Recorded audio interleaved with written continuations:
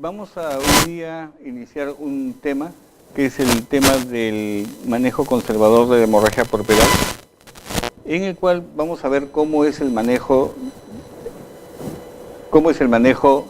de la hemorragia postparto. Ustedes ven que el tratamiento se debe a 4 factores fundamentales. Sabemos que el tono, o sea, alteraciones del tono, se dan en el 70% de los casos de hemorragia postparto. 20% es por el tejido, es decir, por la retención de membranas o tejido, como es la placenta. Y 10% se da por el trauma obstétrico que se produce en la mujer gestante. Y además tenemos un 1% que se debe a alteraciones de la coagulación o también a la trombina. Entonces, para el manejo y el tratamiento de acuerdo a estos factores, cuando nosotros tenemos alteraciones en el tono, ¿no?, vamos a tener que el masaje uterino bimanual, tanto interno como externo, es el que me va a dar resultados. La oxitocina, cuando existe este problema, se puede dar de entre 20 unidades en 1000 centímetros cúbicos y darle a la paciente por vía endovenosa. Otros medicamentos pueden ser la metilergonobina y el misoprostol. En los casos de retención de tejido, nosotros tenemos que inspeccionar la placenta y considerar en explorar el útero. Entonces, en las retenciones de placenta lo que tenemos que realizar es tanto la extracción manual de placenta, el curetaje, o en los casos extremos podemos dar, cuando se han retenido tejidos, por ejemplo, en las placentas secretas, el metotrexate.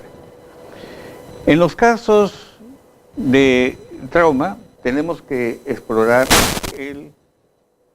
el tracto genital. Hay que acordarse que cuando nosotros tenemos un útero contraído y la placenta está completa, lo que tenemos que pensar es siempre en el trauma. Esto se debe a desgarros del tracto genital o también, por ejemplo, a inversión del útero. Entonces, ¿cuáles son las acciones? La sutura de las laceraciones, el drenaje de los hematomas cuando son más de 3 centímetros y en los casos de inversión uterina, reposicionar al útero. En el caso de la trombina, tenemos que observar los coágulos, ¿no? Por ejemplo, el tipo sanguíneo de RH, el perfil de coagulación, y en estos casos, cuando la sangre no coagula, ya sean por problemas congénitos o adquiridos, entonces tenemos que hacer reemplazo de los factores de la coagulación. Entonces, vamos a hablar ahora del tema de lo que nos trae, que es la atonía uterina. En los casos de la atonía uterina, lo más correcto sería la compresión bimanual externa. ¿Cómo se realiza la compresión bimanual externa? La compresión bimanual externa es muy importante fundamentalmente en la parte de lo que es la tensión inmediata del puerperio, es decir, el manejo activo del tercer periodo. En el tercer periodo nosotros tenemos algunas conductas que tenemos que realizar. La administración de oxitocina es una de las fundamentales, darle, por ejemplo, 10 unidades de oxitocina intramuscular. El segundo punto es el clampaje oportuno del cordón umbilical, o cuando deja de latir o cuando tiene 3 minutos el cordón. El tercer punto es el masaje uterino, es el masaje uterino, y en esta compresión bimanual externa tenemos que efectuar el útero. ¿Cómo se efectúa la compresión? Tenemos que colocarnos a la derecha de la paciente, nos colocamos a la derecha de la paciente, ¿no?, y colocamos el borde cubital de la mano derecha a nivel de la sínfisis del pubis. Y a y se sigue con la mano izquierda hasta el fondo uterino. O sea, seguimos hasta el fondo uterino. Tratamos de juntar la cara anterior del útero con la cara posterior del útero. O sea, juntamos cara anterior, cara posterior y tratamos de horizontalizar el útero. Esta maniobra nos permite que con este cambio podamos disminuir el ingreso de sangre al útero en aproximadamente 70%, que es el flujo sanguíneo de las arterias uterinas. Entonces, llevamos la mano, el borde cubital, lo llevamos a la sínfisis de pubis y con la otra mano llegamos al fondo uterino y tratamos de comprimir cara anterior, cara posterior. En la compresión bimanual interna, lo primero que tenemos que hacer, ya que es un procedimiento bastante molesto para la paciente, tenemos que informar a la paciente sobre el procedimiento que vamos a realizar. Tenemos que proporcionar también analgesia a la paciente y lo que vamos a hacer es que manteniendo los dedos extendidos, ¿no?, como si se fuera a hacer un tacto vaginal, vamos a llevar el índice hacia la cara anterior del útero.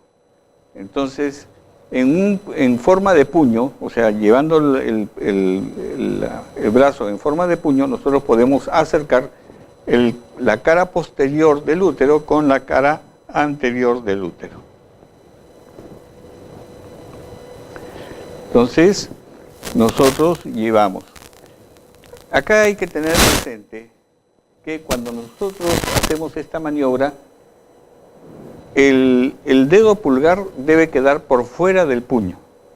El dedo pulgar debe quedar por fuera del puño. Esto es muy importante porque si el dedo pulgar está por dentro del puño, lo que va a pasar es que va a ser una zona irregular y esto no va a poder producir compresión completa del útero.